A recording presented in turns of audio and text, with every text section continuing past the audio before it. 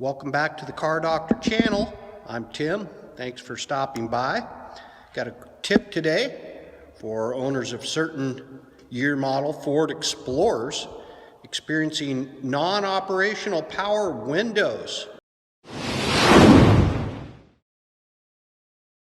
This particular vehicle is an 02, and the wiring schematics I'm going to share are probably applicable to 02, 03, but there's a broad range, date range of Ford Explorers experiencing no power window operation and a common problem in the door jamb wiring.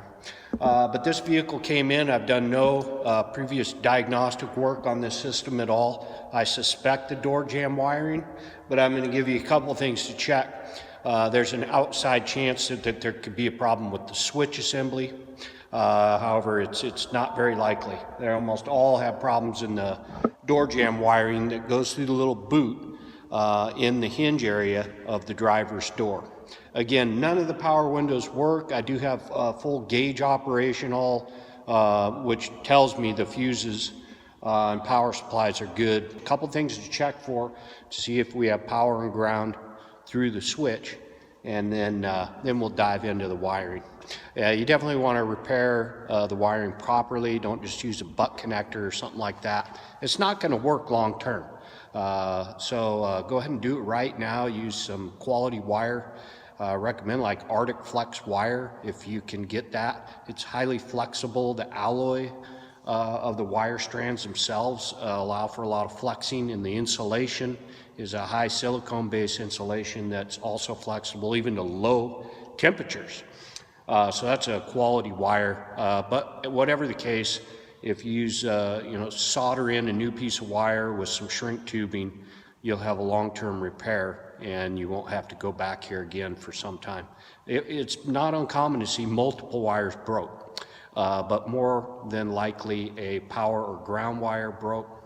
But there may be separate controls for separate windows. Usually people don't tell me that the left rear window or the right front window has not functioned for some time from the driver's door switch, but then they had a catastrophic failure where everything let go. So, but you're having problems getting your lattes, your foo-foo drinks or your Burger King because you go through the drive-thru and you can't lower your window down, and then they just chuck it over the side of your car and you're depressed. Well, we want to get you fixed up so you can operate your window and get your fast food and all that and your foo-foo drinks. All right, stay tuned here.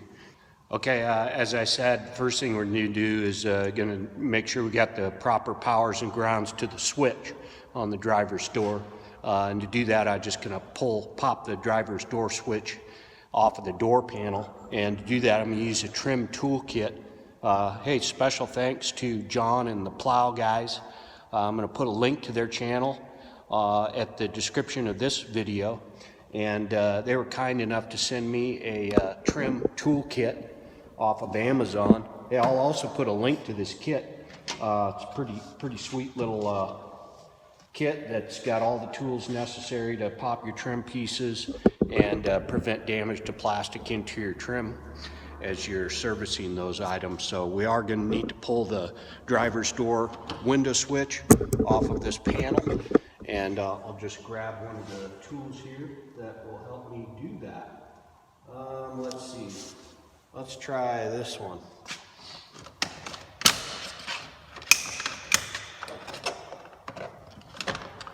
Oh boy.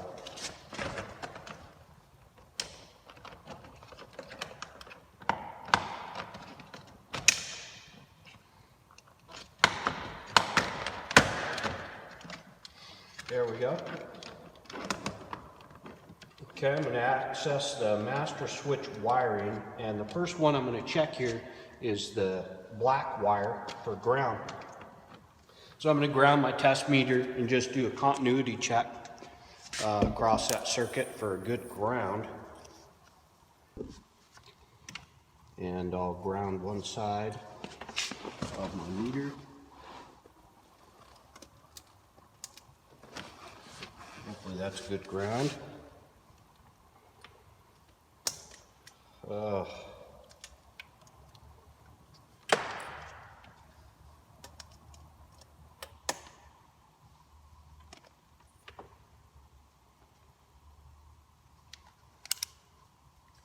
auto ranging ohms scale, and I do have pretty good ground there, so based on where I clipped the lead, I think I'm okay. Now you want to check the power supply, so I'm going to go ahead and switch over to voltage on my meter, and this light blue black wire should have voltage. While I'm moving the switch to an up or down, and unfortunately, well, I'm going to need to turn the key on. Suppose that'll help.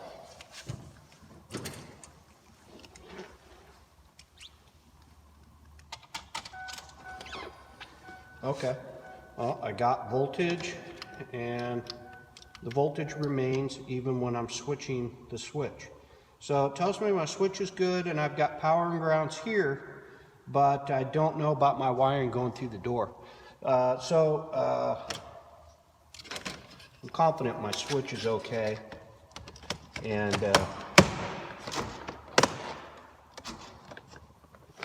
I'm just going to go ahead and move to the hinge area and pull back that boot and see what's going on there.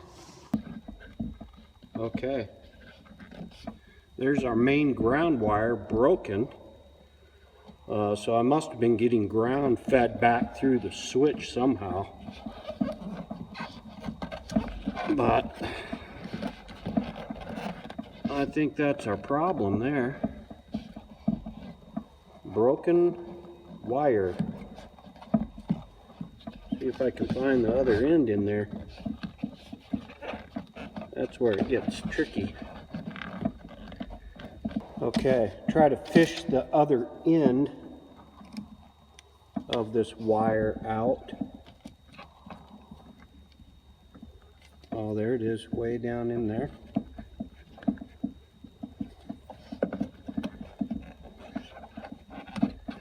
There we go. Now I'm just going to kind of shove this whole boot as far back out of the way as I can.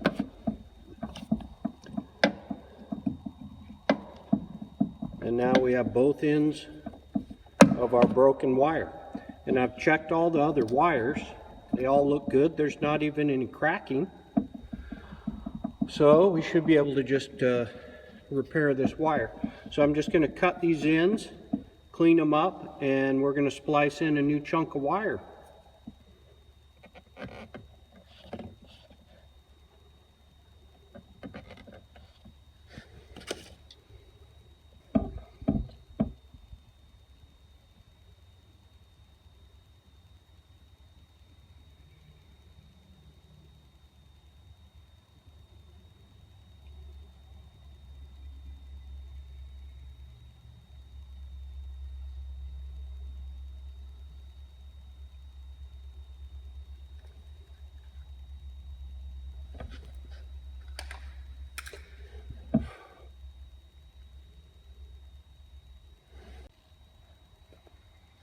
Okay, I've soldered my one end of the ground wire, and I'm going to slip some shrink tubing over it.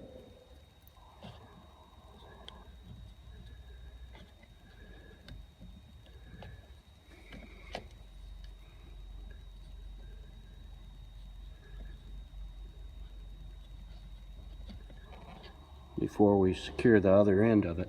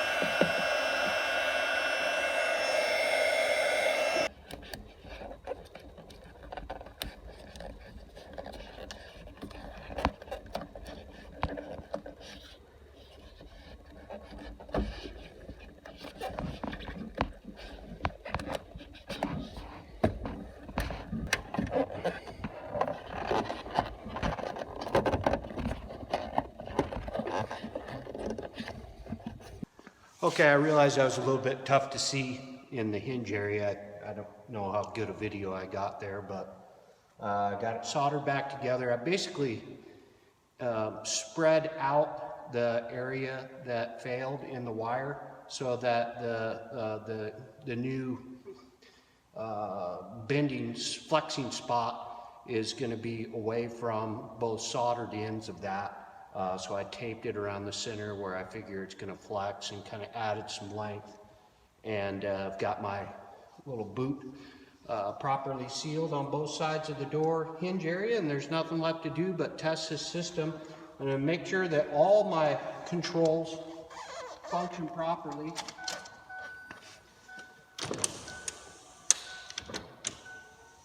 So the window, driver's window, passenger front, passenger rear, both work.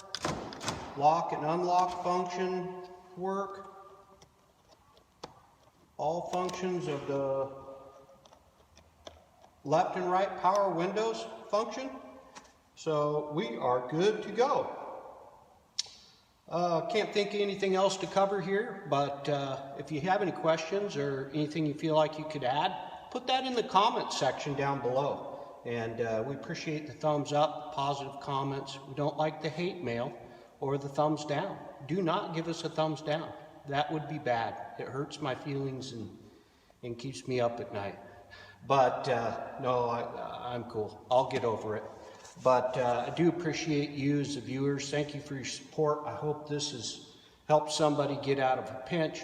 You know, as you're soldering those wires together, it's just important to strip back enough copper so that you have some good wire that you're soldering the replacement wire to.